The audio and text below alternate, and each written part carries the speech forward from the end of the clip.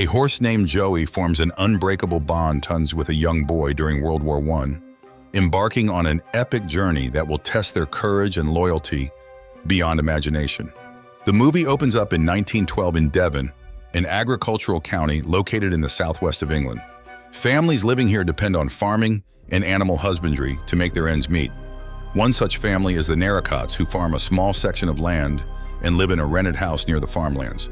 In the first scene, the young son of the Narracott family, Arthur, peeps curiously as his neighbor Mooney's horse gives birth to a foal. The young boy is left completely mesmerized as the recently born animal struggles to get up to its feet. As time passes by, Arthur keeps visiting Mooney's farm to watch the majestic mother and son horse grazing on the English countryside. He even offers the foal an apple one day in an attempt to forge a friendship with the animal, but it refuses to eat from Arthur's hand, leaving the teenager feeling a bit disheartened. In a few years' time, the foal grows into a majestic and healthy colt of the Bay Irish hunter breed, a kind mostly used for sports and show jumping. Mooney takes several of his animals, including the mother-son pair, to the village open-air market. He enlists the young Irish hunter in the market's auction, hoping to make some money for his family. In the meantime, Arthur's alcoholic father, Ted Narracott, also attends the auction with several of his friends. Ted is a farmer, but an injury in his right foot forces him to walk with a limp. He currently needs a strong horse that can plow the stony sections of his farmland. But when he sees Mooney's colt, he is instantly enamored by the magnificent beast. His friends remind him that he needs a workhorse and not a thoroughbred who is more of a show animal. However, when the auction starts, Ted immediately bids for the Irish hunter. His landlord, Mr. Lyons, is also present there with his son David, who has his eyes set on the same horse. The landlord then enters the auction, and soon a bidding war breaks out. Unwilling to let anyone get an upper hand, Ted keeps on increasing his bid until Lyons backs out. The farmer ends up buying a single horse for 30 guineas, an extremely high price for that era. He is also left with little money to pay off his hefty debt. While Ted leaves the auction rather proudly, Lyons reminds him that his rent is due in a few weeks' time. Following this, the farmer arrives home with the lean and gorgeous-looking horse. His wife, Rosie, is disappointed knowing that they needed an animal for farm work instead of a young colt. Ted tells her everything that happened in the auction and how he outbid their landlord. But Rosie gets angry at her husband, questioning how they will pay the rent now. Their son, Albert, who is now a fully grown adult, is thrilled to see the animal. This is the same horse that he has been seeing since his childhood. Thus, he begs his mother to let them keep it. He promises his mother that he will train the horse to help them in the farm. Rosie eventually allows him to keep it, hoping that her son can undo the damage his father has done. In the following weeks, Albert remains steadfast in his decision to train the colt. He even names it Joey and spends hours each day working with it. With the help of his best friend Andrew, the youngster teaches the horse to come to him when beckoned with a peculiar noise. Finally, after weeks of training, Joey rushes towards Albert when the latter hoots like an owl.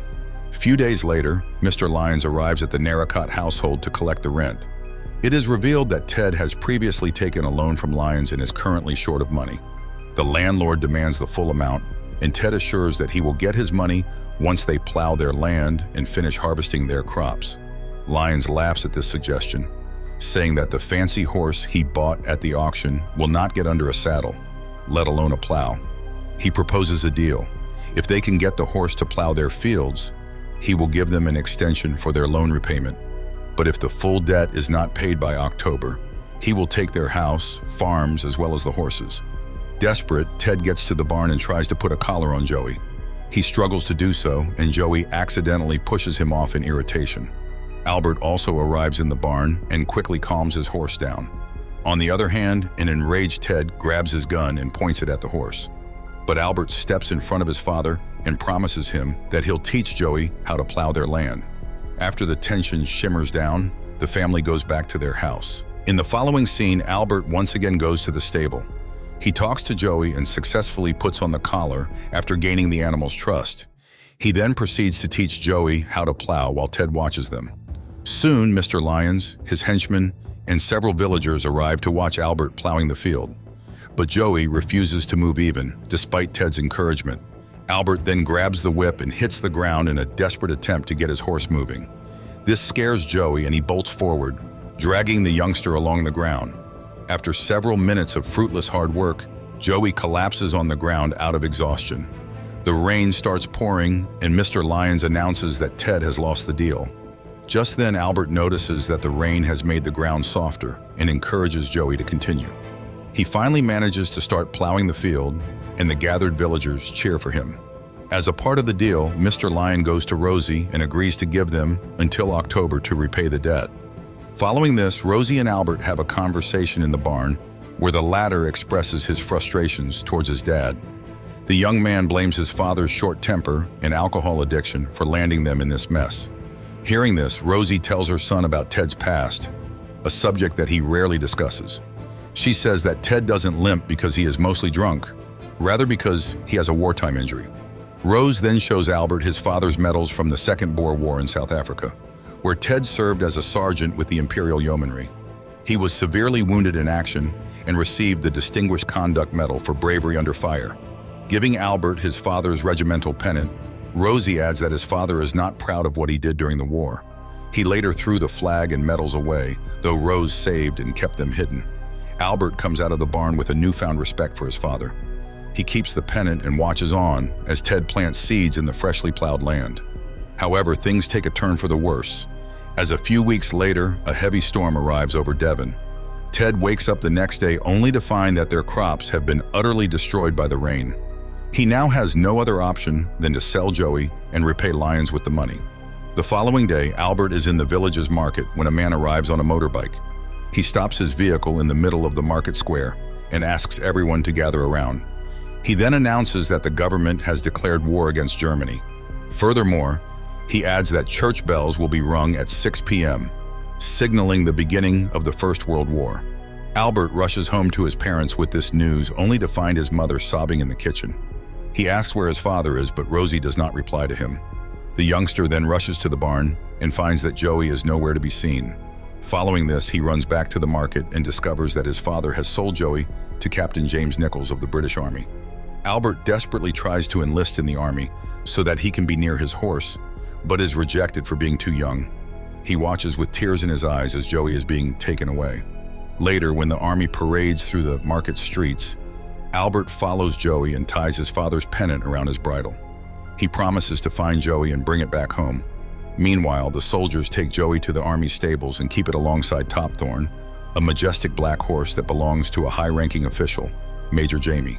Joey is trained alongside Topthorn for his military role, and the two horses become close friends. As they train and prepare for battle, Captain Nichols draws several sketches of Joey and mails them to Albert, hoping to ease the young boy's worries. In the next scene, the two horses are subsequently deployed to France under the command of Major Jamie. The English soldiers maneuver towards the battlefield, hoping to catch the encamped Germans in a surprise attack. Captain Nichols addresses his soldiers to be brave and make their fallen comrades proud. They all ride on their horses and charge into battle. Initially, it looks like their plan has worked as the enemy is caught off guard. But the Germans have their own ace up the sleeve. They have hidden machine guns in the nearby forest. The battlefield is transformed into a chaotic mess of gunfire and fierce sword fights. The British are ambushed and overwhelmed by the enemy, leaving only a handful of survivors. Captain Nichols, Major Jamie are also killed, but their horses, Joey and Topthorn, survive. After the battle, the German captain orders his men to shoot all the horses. But a 14-year-old foot soldier, Michael, convinces him that the two horses, Joey and Topthorn, are fit to be used as ambulance wagons for their fallen soldiers. Thus, the two horses are spared and are made to carry wounded soldiers to a nearby infirmary. After some time, a German soldier arrives at their current camp with orders to march forward. The captain orders Gunther to stay with the horses and be ready to provide quick assistance if needed. He tries to convince the captain to let his younger brother stay with him, but is denied. Instead, Michael is assigned to the battlefront. That night, when Michael prepares his gear for the battle, Gunther reveals that he had promised their mother that he would keep him safe. Thus, he asks Michael to slip underneath the bed until they move out. But the latter assures his elder brother that he will be fine and asks to let him go.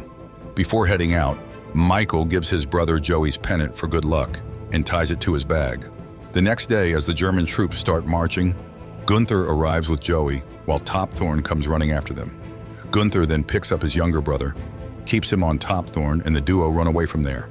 Their goal is to ride to Italy, but they stop for the night to hide in a farm's windmill and are discovered by German soldiers. They are subsequently executed outside the windmill for deserting the army. The following morning, a young orphaned French girl named Emily finds the two horses inside the windmill. Also lying nearby is Joey's pennant that the little girl takes for herself. It is revealed that Emily lives at a nearby farm with her grandfather. One afternoon, German soldiers arrive and confiscate all food and supplies from their property.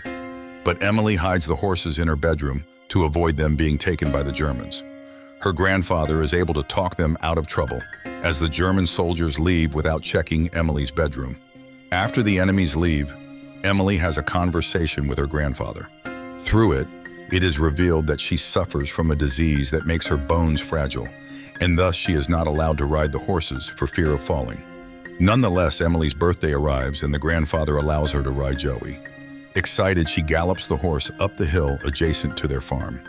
This proves to be a dreadful mistake, and when Emily does not come back immediately, Topthorn races off towards the hill, with the grandfather following behind. He sees that his granddaughter has run into the German soldiers who ransacked their farm earlier. The old man pleads with them to leave his granddaughter. As a payment for her life, the German soldiers take the two horses, despite Emily's protests. However, the grandfather keeps the pennant. Following this, Joey and Topthorn are forced into pulling German heavy artillery, an exhausting task. The animals are pushed to their limits, and many of them collapse from exhaustion. They serve in this brutal task under care of the German private Friedrich Hagelmann, who loves horses and tries to help them survive. But the captain of the German camp shows no mercy and shoots the weak horses. By the year 1918, Albert and his friend Andrew have enlisted in the English army. Currently, they are embroiled in the Second Battle of the Somme under the command of Mr. Lyon's son, David. There is no love lost between the son of the landlord and Albert, even on the battlefield. David takes every opportunity to mock Albert, teasing him about his persistent hooting like an owl. Unbeknownst to him, Albert keeps making that noise in hopes that Joey may somehow hear it and rush back to him. Suddenly, a bomb explodes near the English trench, and all the soldiers take their respective positions to respond to possible enemy fire. Each soldier adjusts his gear and checks his weapon in anticipation. And then, David gives the command, and the soldiers charge forward as one single unit. In the chaos and confusion, Albert and David find themselves side by side. They forget their differences momentarily and fight together for their country. Shortly afterwards, Albert manages to take down a German soldier who was holed up in a pillbox with a machine gun. This allows several English soldiers, including Albert and Andrew, to successfully reach the enemy's trenches. Unfortunately, at the German trench, a mustard gas bomb explodes right behind Andrew and kills him on the spot. On the other hand, German troops present in the trench begin to retreat to their barracks, which are further back from their current position. Private Friedrich Hagelmann watches on as his compatriots begin losing their ground. A German soldier comes to him, asks him to leave the horses and run for his life. Joey and Topthorn, who have been serving the Germans for several years now, have survived years of hard service. But with chaos erupting everywhere, Topthorn finally succumbs to exhaustion and dies. Friedrich is then dragged away by other German soldiers, leaving Joey to face an oncoming tank. Eventually, Joey jumps over the tank and runs into no man's land. There, he gallops through the devastated town of Somme and gets entangled in the barbed wire barriers between the English and German trenches. That night, both British and German soldiers spot Joey from their respective trenches. None of them initially believed that a horse could have survived the bloody battle that raged on that afternoon. But soon afterwards, a British soldier from South Shields named Colin waves a white flag and crosses into the no man's land. He tries to free the horse and coax him to the British side. Suddenly, Peter, a German soldier from Dusseldorf, comes over with wire cutters, and together they free Joey from the barbed wire. The German soldier wants to take the horse on their side, but Colin says he came there first. Eventually, they decide to toss a coin and Colin wins, bringing Joey safely to his side. But before leaving the no man's land, Peter gives the wire cutter to his British counterpart as a memorabilia. Colin then takes the horse to his trench. Elsewhere, Andrew has been killed by the gas attack, but Albert has survived, temporarily blinded and with bandages covering his eyes. While recuperating at a British medical camp, he is told about the miraculous horse rescued from no man's land. The army doctor then instructs Sergeant Fry to put Joey down because he cannot dedicate medical efforts to an animal at the moment. But when Fry is about to shoot, Joey hears the owl call he learned as a colt. The camera shifts as Albert is led through the troops to Joey. He once again sounds his own call, and Joey hurries to meet his long-lost friend. Albert then explains to the doctor that he raised Joey. With bandages still covering his eyes, Albert gives an exact description of the horse's markings, confirming his claim. Joey is covered in mud, so the veterinary surgeon at first dismisses Albert's statement. But he is astonished when soldiers wash away the grime, revealing the 4 white socks and diamond star on Joey's forehead, just as Albert had described.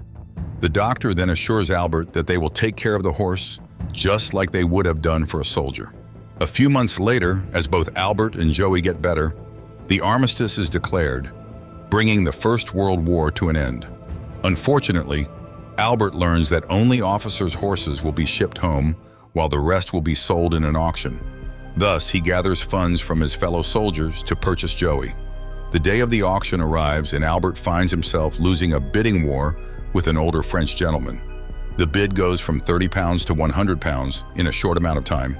It is then revealed that the other bidder is Emily's grandfather. The old man wants to buy Joey in memory of his granddaughter who recently passed away. He announces that should anyone bid against him again, he will sell his farm and increase the bid to £1,000. No other bid is placed, and the grandfather takes ownership of Joey. The old man plans to immediately return with Joey to his farm. He also tells Albert about his granddaughter and what the horse meant to her. Albert pleads for the horse with Emily's grandfather, who at first remains stoic. The old man is surprised, however, when the horse chooses to return to Albert as if to say goodbye. Subsequently, he shows Albert the military pennant that Emily had found along with Joey all those years ago. The old man asks him what it is. Albert's quick recognition of the pennant convinces the grandfather that Joey is indeed his horse. Returning Joey to his care is a better tribute to the memory of Emily than taking him back to France. In the final scene, Albert returns with Joey to his family's farm, where he hugs his parents and returns the pennant to his father. The elder Narracott extends his hand to the boy who has become a man.